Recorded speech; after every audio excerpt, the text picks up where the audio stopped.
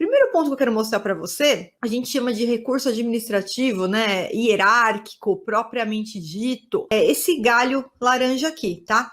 E existe um outro recurso que ele é chamado de pedido de reconsideração, que a gente vai utilizar de forma residual, isso é, qualquer outro ato do qual não caiba um recurso administrativo, tá? E também a gente vai entrar com recurso administrativo contra a aplicação de sanções. Então vamos ver quais são essas hipóteses. Vamos falar um pouquinho ainda do recurso hierárquico, do recurso propriamente dito, né, o recurso administrativo, que a gente vai poder utilizar nas seguintes situações. Primeiro, eu vou poder recorrer da decisão que indeferiu a minha pré-qualificação. Então, a pré-qualificação é um instrumento auxiliar que nós temos uma aula específica te mostrando exatamente como é que funciona aí a pré-qualificação.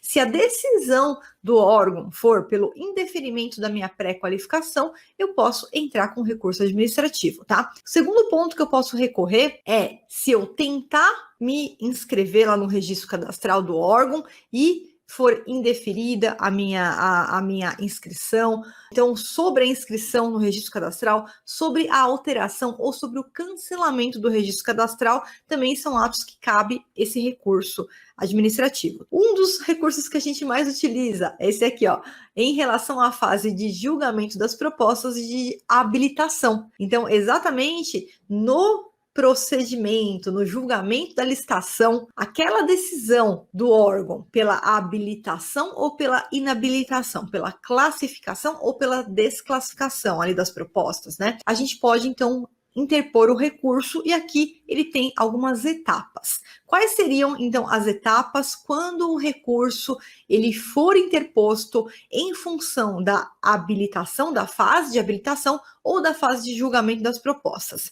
Primeira etapa é que eu preciso manifestar de forma imediata a minha intenção de recorrer. Então, se eu não manifesto aqui, ó, de forma imediata a intenção de recorrer, eu tenho a preclusão do meu direito e aí não cabe mais recurso sobre aquele fato. Agora, um ponto importante que você pode ter percebido aí em relação ao regime anterior, lá no pregão, né, que o pregão, no regime anterior, ele exigia, quando eu fosse entrar com recurso, que esse recurso ele fosse manifestado de forma imediata e motivada. O que aconteceu aqui? O legislador, na Lei 14.133, para receber mais vídeos e aprender a como se tornar um analista master de licitações, inscreva-se aqui no canal para você não perder nenhum dos conteúdos. Ele excluiu a motivação. Isso significa que, para o legislador, eu poderia simplesmente manifestar imediatamente a intenção de recorrer. Senhor agente de contratação, senhor pregoeiro, quero recorrer contra a habilitação do meu concorrente aqui do primeiro colocado. Quero recorrer contra a classificação do primeiro, segundo e terceiro colocado. Quero recorrer contra a minha desclassificação ou contra a minha inabilitação. Mas ele não trouxe ali o quesito de motivar, né? Isso é importante porque a gente deixa a manifestação de forma imediata, mas acaba tendo uma flexibilidade maior se no momento que eu vou analisar ali, quando eu manifestei a minha intenção, quero recorrer, aí depois eu vou fazer uma análise, vou verificar quais foram os erros naquela licitação, isso me traria uma flexibilidade a princípio de eu poder manifestar nas minhas razões de recursos algum outro ato que eu não mencionei e que eu verifiquei que aconteceu. Então, por exemplo, eu estou lá analisando, a princípio eu ia recorrer contra a habilitação do primeiro colocado, e aí analisando ali eu verifico que tem um erro também na classificação de proposta de um dos concorrentes. Então, eu poderia trazer esse fundamento? No meu entendimento, sim, porque uma vez que o legislador tirou esse requisito de motivação, ele deixa aberto para que durante as razões recursais eu consiga incluir as razões que eu encontrei, tá? Agora a gente vai ter que verificar como que isso vai funcionar frente a cada entidade, tá? Cada entidade pode, de repente, baixar ali uma regulamentação específica, prevendo que o quesito de motivação entraria nessa manifestação imediata, e o edital também poderia trazer essa regra, tá? Aí nós teríamos que nos adequar à regra que foi trazida aí pelo edital, conforme a legislação daquele ente, conforme a legislação daquela esfera. Isso é, se de repente aí no estado que você está num órgão estadual e a sua esfera estadual lança um regulamento prevendo que essa manifestação teria que ser imediata e motivada, isso vai constar no edital e aí os licitantes vão ter que atender a esse requisito, ou seja,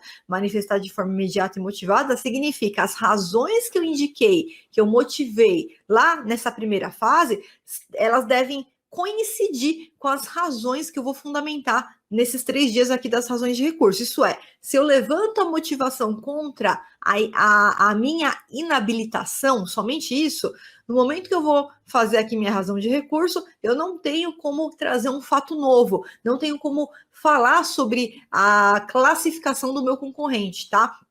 Claro que tem uma técnica que a gente faz isso, né? Eu sempre utilizava isso já na égide da Lei 8.666. Qual que é essa técnica?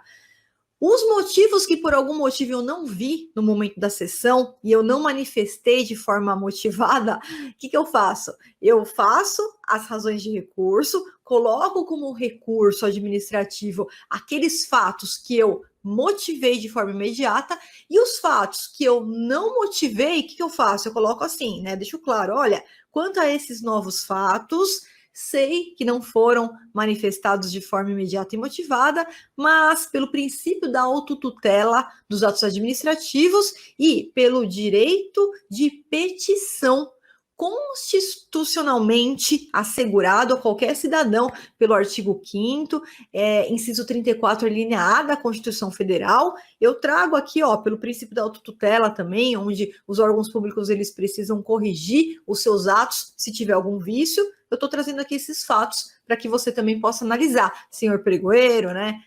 Então, isso é algo que a gente vai poder continuar utilizando, eu vou poder lançar a mão se, por acaso, a legislação do ente estadual, do ente municipal, ou aquele edital trazer, então, uma formatação, uma modelagem para essa manifestação aqui, um pouquinho diferente, prevendo também o quesito de motivação, tá, pessoal? Então, fiquem atentos em relação a isso, fiquem atentos em relação a isso, tá? Agora, se tiver lá manifestação imediata, então não há, assim como a Lei 14.133 trouxe, não há o quesito de motivação. Então, eu poderia simplesmente falar, eu quero recorrer. E depois eu vou verificar contra o que eu vou recorrer, se eu vou recorrer contra A, contra B, contra C, tá? Essas teses, elas são teses defensáveis, né? E a gente vai ter que aguardar, então, se as legislações, né, os regulamentos específicos vão trazer um detalhamento maior a respeito desse quesito de motivação. Por enquanto, não. Por enquanto, o único requisito que trouxe foi precisa manifestar imediatamente a intenção de recorrer, mas não disse nada sobre ter que motivar, fundamentar ali no momento quais são os atos pelos quais você vai recorrer, dando essa abertura, essa flexibilidade que eu apenas manifeste, levante a mão, fale que eu vou recorrer e nos 3 dias eu coloque todas as razões que eu ache que houve um erro ali no julgamento daquela licitação para que o pregoeiro ou agente de contratação reavalie aquelas questões, tá?